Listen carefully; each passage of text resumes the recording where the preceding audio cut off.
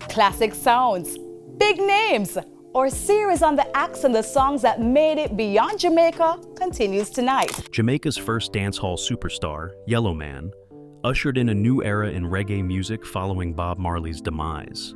His early 80s success brought the popularity of toasting, the reggae equivalent of rapping, to a whole new level and helped establish dancehall as the wave of the future. For better or for worse, he also epitomized dancehall's penchant for slack lyrics, that is, casual violence, sexism, homophobia, and general rudeness. But now, at 69, the king who once moved nations stands in a different fight, his wife breaking down in tears as news of a tragic diagnosis reshapes their world. Birth and early life. There is a lot of discrimination against people with albinism in many black societies, and they are often left without friends because of myths that follow them. Some people believe they are not human and that they never die. Others claim albinism is a curse from the gods and that people with it cannot perform as other human beings do. Winston Foster was born on January 15, 1956, in Kingston, Jamaica, though some say Negril. From birth, he lived with albinism. In Jamaica, the slang word was dundus, a term loaded with insults. His pale skin, fair hair, and sensitive eyes made him stand out in a society where differences often led to rejection. His parents abandoned him when he was an infant, and he was placed in the Maxfield Park Children's Home. There, he learned loneliness early.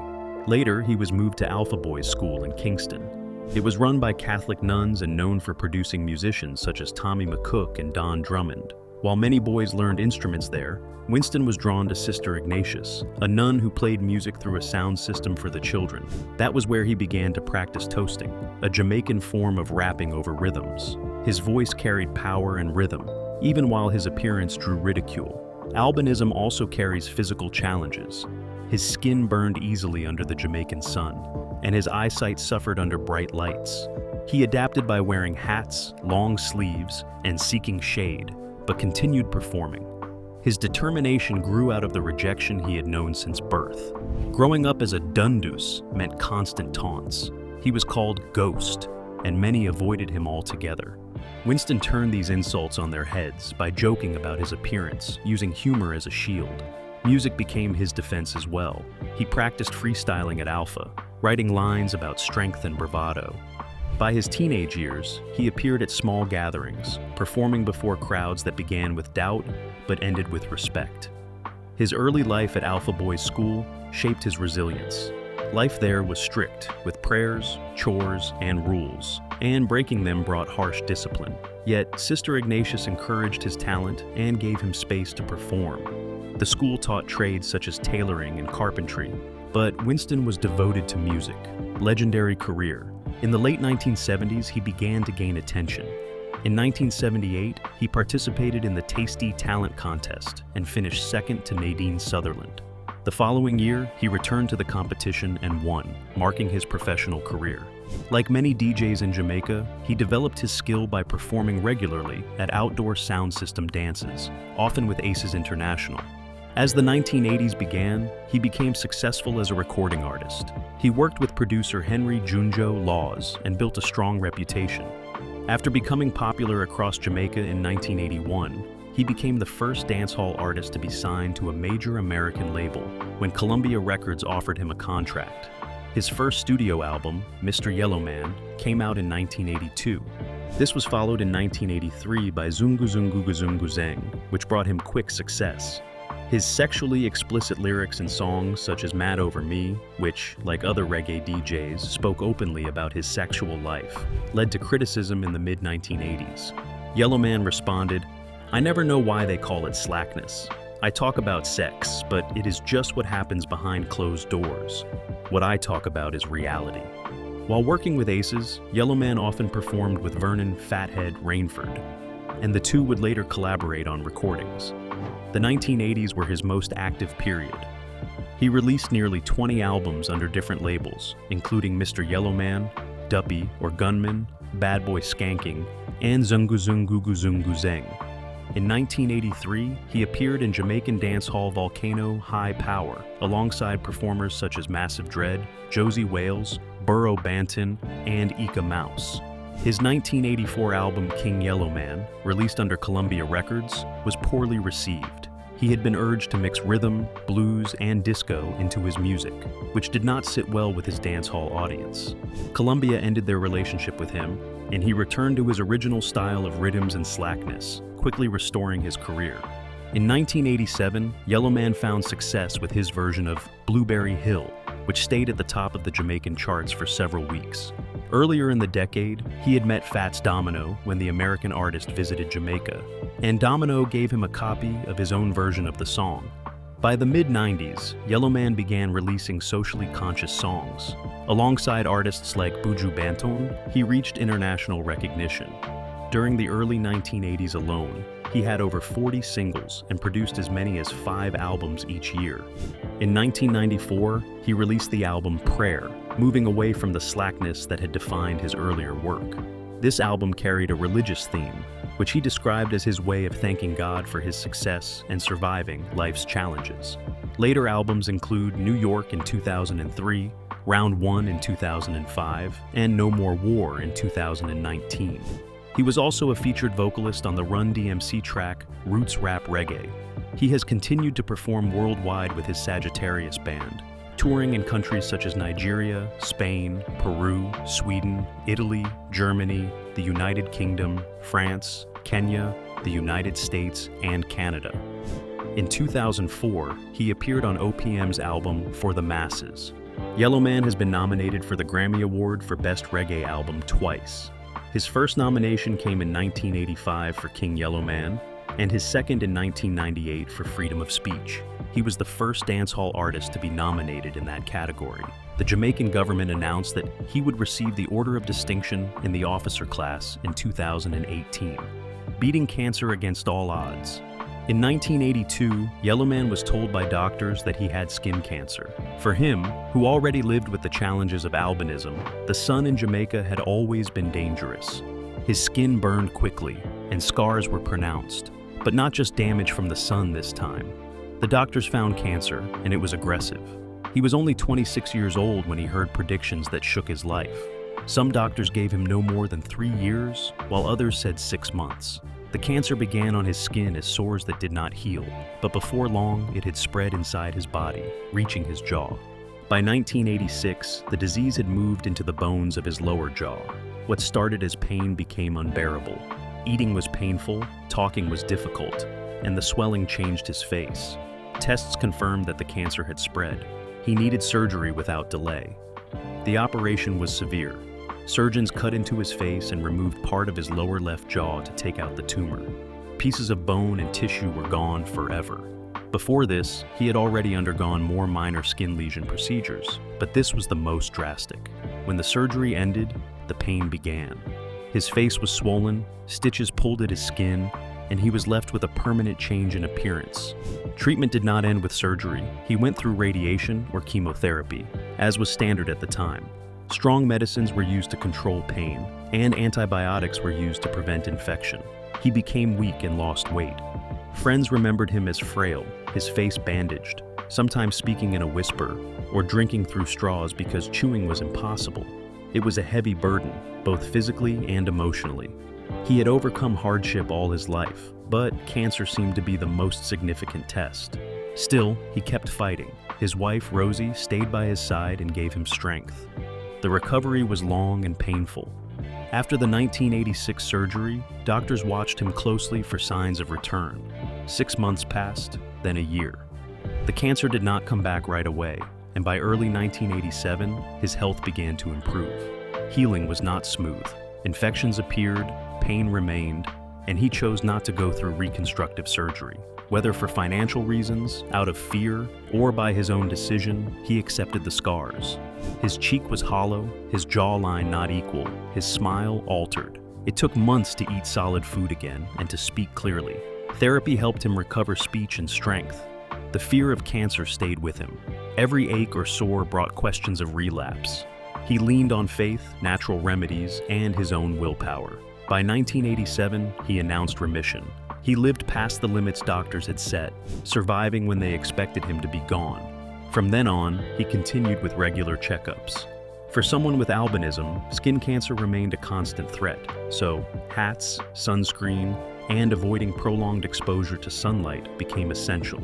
Decades later, Yellowman is still alive in the year 2025. No major relapses have been reported. That first diagnosis in 1982 and the surgery in 1986 were the most challenging moments of his life, but he overcame them. He carries the scars as a reminder of what he faced. Pain management improved over time, and he also began helping others. He has supported children with cancer, sharing his story so they know survival is possible. His timeline shows the strength of his endurance. At 26, he was told he had little time to live. At 30, he underwent surgery that changed his face. At 31, he was in remission. What was expected to be a lifetime became decades. The cancer left permanent marks, but it did not take his life. Today, at 69 years old, he remains proof of survival. Medical accounts suggest the cancer may have been squamous cell or melanoma, both of which are common in people with albinism.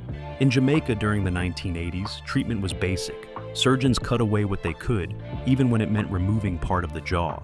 Reconstruction was limited, leaving him with a visible deformity. He likely faced swelling, nerve damage, and numbness, and had to adjust to eating soft foods before returning slowly to solids.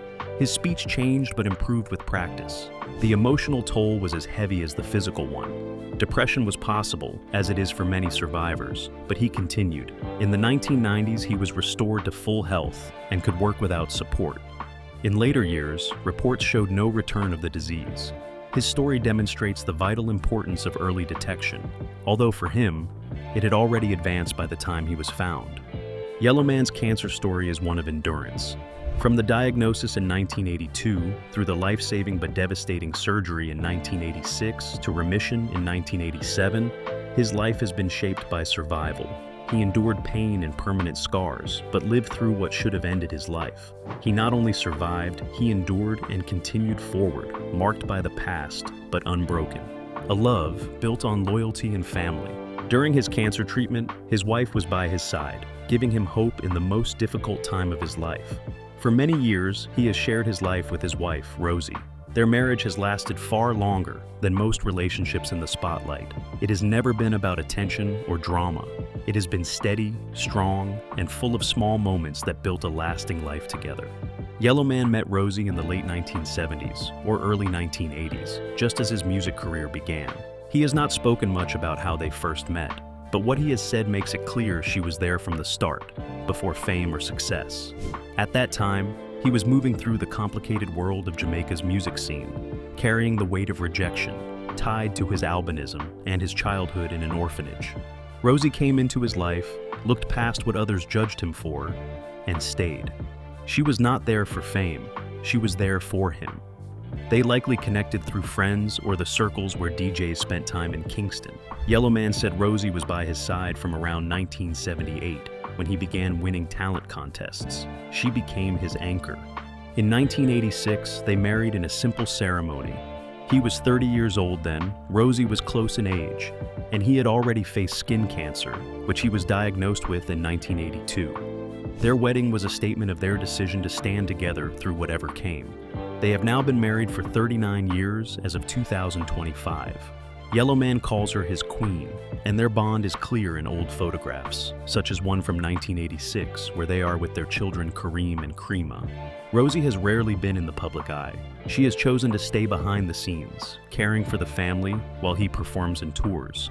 Their marriage has always been built on mutual respect. Yellowman has explained that she reminds him of what matters most beyond his career. There have been no scandals or separations, only a long partnership that endured health battles, long travel, and all of life's changes. Together, they have 3 children, Kamar, Chemo, and Karima. Yellowman has 6 children in total, but these 3 are with Rosie. Kamar is the oldest and became a doctor. Yellowman often speaks with pride about his path, calling himself the one who stayed focused on study and work. Chemo, named after the basketball player Kareem Abdul-Jabbar because of Yellowman's love for the National Basketball Association in the 1980s, lives a quieter life but remains close to the family. Karima, the youngest, followed a path closest to her father's. Born in the late 1980s or early 1990s, she began working as an emergency medical technician in New York before music drew her in. Yellowman encouraged her, but also protected her. The two released a song called Father's Love, celebrating their bond in 2017. It became widely heard and remains a reminder of their connection. Karima has continued to perform, blending reggae with modern sounds and appearing with her father at concerts in Queens and elsewhere. In 2021, Yellowman experienced what he described as the proudest moment of his life when he walked Karima down the aisle at her wedding to Omar Johnson. He wore a suit and led his daughter, whom he affectionately called his princess, down the aisle to marriage. The ceremony was small, filled with family and friends, and streamed online for those unable to attend in person. Karima sang a song she wrote for her husband at the reception. Omar Johnson, her husband, is a marketing executive who has worked with prominent companies, including Nike and Apple.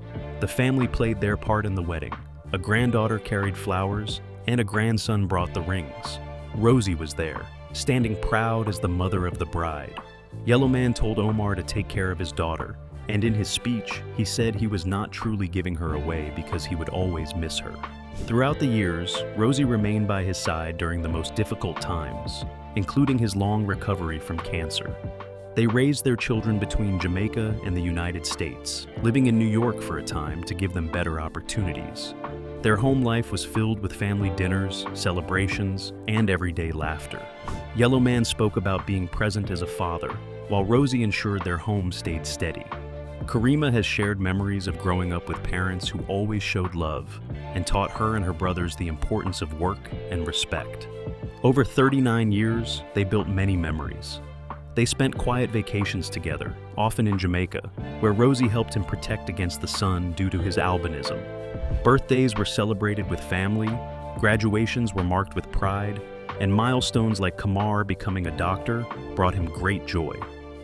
Karima's music career has allowed them to share stages with Yellowman, who introduced them as his daughter before performances. Even the small details, like his love for basketball and naming Chemo after Kareem Abdul-Jabbar, became part of their family's story. Their marriage has endured because of loyalty and trust. Yellowman credits Rosie with keeping the family together and supporting him through everything. As their 40th anniversary approaches, their children are grown, with Kamar working as a doctor, Chemo living quietly, and Karima making music. They also have grandchildren, who bring joy and new life into the family.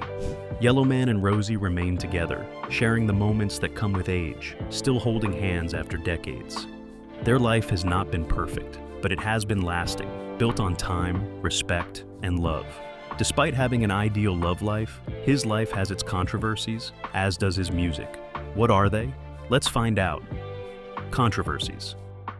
Winston Foster, better known as Yellowman, is a Jamaican dancehall artist whose style and lyrics helped shape the music in the 1980s. His life has not been free of conflict. Political views, personal choices, and career decisions have all brought criticism, and his name continues to stir debate within reggae circles. His controversies reflect the complexity of a man who rose against the odds while facing judgment.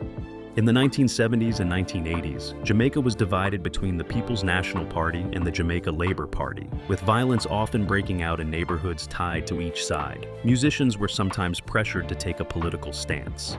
Yellowman did not tie himself to either party.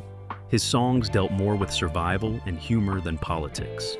Some critics felt that his silence meant he avoided essential issues, mainly since other artists, like Bob Marley, used their music to call for social change.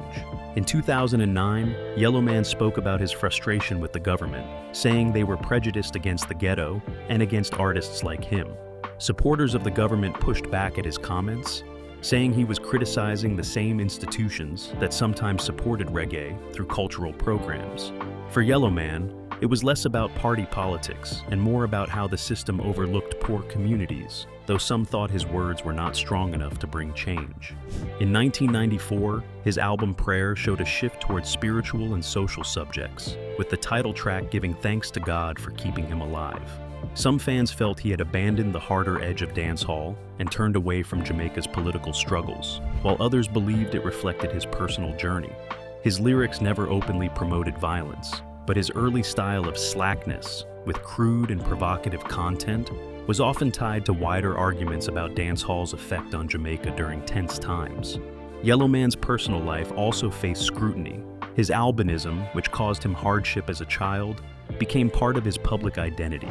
He declared himself an explicit symbol through songs like Mad Over Me, which some praised as bold, while others saw it as excessive. His open talk about his body and masculinity divided opinion. His marriage to Rosie in 1986 gave him stability, yet people often confused his onstage image with his real life. In 2017, he explained that he was labeled as wild because of his lyrics, even though he lived quietly as a husband and father in private. This difference between his stage persona and private life cost him business opportunities, as companies avoided associating with his music. His stance on social issues also caused debate. In the 1980s, dancehall often included homophobic lyrics, and Yellowman's early work was sometimes grouped in with this trend. By 2005, he publicly stated that he no longer wrote such songs, explaining in an interview that everyone had the right to live. Some listeners praised this change, while others believed it was motivated by a need to appeal to international audiences. Critics argued he could have spoken out earlier, while his supporters said it showed he had grown with the times. His career also had moments that drew criticism. In 1981, he signed with Columbia Records, becoming the first dancehall artist to do so. The label shaped his 1984 album King Yellowman to include rhythm, blues, and disco influences. Many fans rejected it, calling him a sellout. The album failed, and Columbia ended their contract with him. Yellowman defended his decision by saying he was experimenting, but the backlash left its mark. He returned with success in 1987 with Blueberry Hill, proving he could recover, yet the memory of the earlier failures stayed with him. His slackness lyrics continued to spark debate, as critics called them crude and misogynistic. He answered by saying he sang about private realities, but the criticism stayed, especially as dancehall was accused of encouraging sexism and violence. In the 1990s, his move towards socially conscious music with albums like Prayer partly responded to this climate. Some fans said he had softened, while others saw it as an escape from facing the consequences of his earlier choices. In the 2010s, his later albums also met with disappointment. Songs For Love and Thief, a reissue of his 1989 record Yellowman Strikes Again, were described by fans on internet forums as poor quality. Some guessed his health struggles affected his output, though Yellowman did not respond directly. The criticism highlighted how his work after his peak in the 1980s did not reach the same level. At the same time, collaborations like his 1985 song Roots Rap Reggae with Run DMC were necessary, but some purists felt they weakened his dancehall identity in favor of hip-hop. Yellowman's political choices, personal challenges, and career decisions reveal the life of an artist navigating challenging circumstances. He carried the weight of his early image of slackness and fans' expectations, even as he changed over time. Despite illness, criticism, and setbacks, he persevered in his performance. His story is one of persistence in the face of praise and doubt. Yellowman's luxury lifestyle, net worth, cars, investments, and homes. Yellowman has built a life that carries his humble beginnings and the rewards of his long career. From a childhood in Jamaican orphanages to financial stability as a music legend, his journey shows survival and success. With an estimated net worth of $500,000, his lifestyle is shaped more by comfort and security than by extravagance. His money, cars, investments, and homes reveal a man who enjoys what he has but avoids excess, keeping his roots and family at the center. Yellowman's wealth, valued at about $500,000 in the year 2025, is not at the level of global celebrities. Still, it is significant for someone who began life with no inheritance or family support. His wealth has been carefully built up over decades through royalties from his songs, licensing deals, and astute management.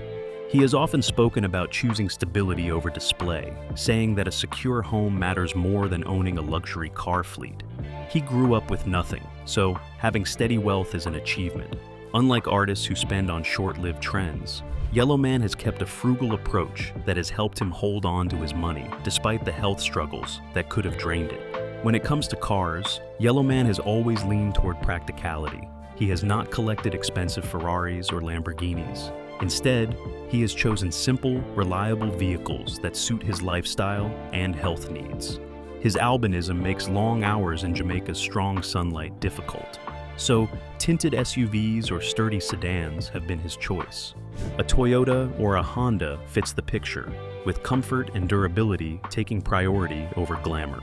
Interviews over the years have mentioned tinted SUVs, and fans have speculated that he drives a classic Mercedes, although nothing has been confirmed. His cars are bought for function, perhaps a used Lexus for family trips, or a Jeep to handle rougher roads. He has joked about keeping cars until they are no longer usable, a habit rooted in his early years when nothing could be wasted. His investments are steady and cautious. Yellowman is not known for taking on risky ventures or conducting extensive-scale experiments with money. Real estate has been one of his main focuses, with properties in Jamaica and possibly the United States, where he has spent time with his family. Reports suggest he owns an apartment complex in Kingston, and his homes are chosen more for value and security than for display. Music also remains part of his financial base. Licensing his old catalog keeps royalties coming in, and he has avoided the kinds of investments that collapse quickly. He once said that older reggae artists taught him to invest in land or family trusts so that it would last. Yellowman's homes follow the same pattern. They are comfortable but not extravagant. In Jamaica, he owns a house in Kingston, large enough for his family but not flashy. It features a gated yard for privacy, shaded spaces to protect him from the sun, and personal yet straightforward touches, such as family photographs and Jamaican artwork. A picture from 2017 showed him relaxing there with his grandchildren, surrounded by a homely atmosphere. He has a second home in the United States, most likely a townhouse or condominium in New York, where his daughter, Karima, lives. It is practical, chosen for safety, modern comforts, and family convenience rather than for show. Both houses are family-centered, with Rosie's influence seen in warm colors, cozy spaces, and perhaps even a small herb garden. Vacations are simple, often by the Jamaican seaside, with him in wide hats and long sleeves to stay safe in the sun while still enjoying the company of his loved ones. He has also taken pride in giving his children experiences, like trips to basketball games, and even named his son Kimo after Kareem Abdul-Jabbar. His plain and colorful clothing matches his stage style without expensive brands. His real splurges are on health, such as sunscreen, medical care, and regular checkups, which are essential for him. Today, his grandchildren bring him joy as he passes on language, music, and family traditions. For Yellowman, wealth is not about display, but about knowing his family is secure and cared for. His idea of luxury is simple: a paid home, a safe family, and a steady life. Yellowman's philanthropic efforts for the younger generation. Yellowman has made giving back a quiet but steady part of his life, with much of his focus on helping Jamaica's youth. His concern for the younger generation comes from his own childhood. Growing up in Kingston as an albino orphan, he was often shunned and mocked, and he knows what it feels like to live outside of acceptance. His efforts in giving are tied to education, health, and community work, and though he does not make a show of them, they reveal a deep concern for children who face the same struggles he once endured. One of his most personal visas has been the support of children living with albinism. In Jamaica, the stigma around albinism has remained strong, and Yellowman has used his platform to urge acceptance. He has given to programs that provide sunscreen and protective clothing for children with albinism who face high risks of skin cancer, just as he did. In an interview in 2010, he spoke about visiting schools to meet with students. He told them about his childhood rejection and how he overcame it, hoping to give them confidence. These visits are usually quiet and unpublicized, yet they show children that stereotypes can be broken. He has also supported local clinics that provide free skin checks for young people, ensuring that problems can be identified and treated early, something he wishes had been available to him. Education has also remained central in his giving. Yellowman grew up at the Alpha Boys School, which gave him his start in music, and he has often credited the school with shaping his life. In return, he has donated money for instruments and vocational training. In 2015, he helped raise funds for Alpha, enabling the school to restore its music room and allow children to learn skills he once had. His help has not come in large donations, but smaller, targeted gifts, books, equipment, or scholarship funds. He has said plainly that he would have had nothing without school, underlining how education opened the path for him. Beyond donations, he has guided young Jamaicans, especially those from struggling areas, speaking to them about following their dreams despite poverty. Yellowman's care for youth has also been shown in the community events he has hosted. He has organized free concerts in rougher areas of Kingston, such as Trench Town, giving the young joy and a sense of unity. At times, he has shared the stage with his daughter Karima, using the shows to deliver words of encouragement.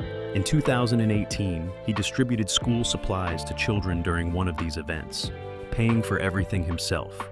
He has also supported youth sports by sponsoring soccer teams in St. Thomas, a parish where he once performed. These outlets have been important in keeping children busy and focused on positive activities, which he wished he had more access to growing up. His own struggles with illness have shaped another part of his giving. After surviving cancer, Yellowman turned part of his efforts toward cancer awareness among the youth. He has visited hospitals in Jamaica, speaking to young patients about his survival. In the year 2002, he donated to a pediatric ward in Kingston, helping them purchase equipment for cancer care. His message to the children has been that he overcame cancer, and they can too. These actions may not make headlines, but they show his steady concern for young lives facing hardship. Yellowman's way of giving is not about large donations or public praise. He offers what he has: his time, his money, and his story. Whether it is shielding children with albinism from the harsh sun, providing instruments for a school, or supporting sports teams, he has sought to give young people opportunities he never had. Closed doors have marked his life, yet through his quiet philanthropy, he has tried to leave them open for others. What do you learn about a man who defied social expectations? Let's hear from you in the comments. Thank you for watching. Kindly subscribe and enable your notifications for subsequent videos.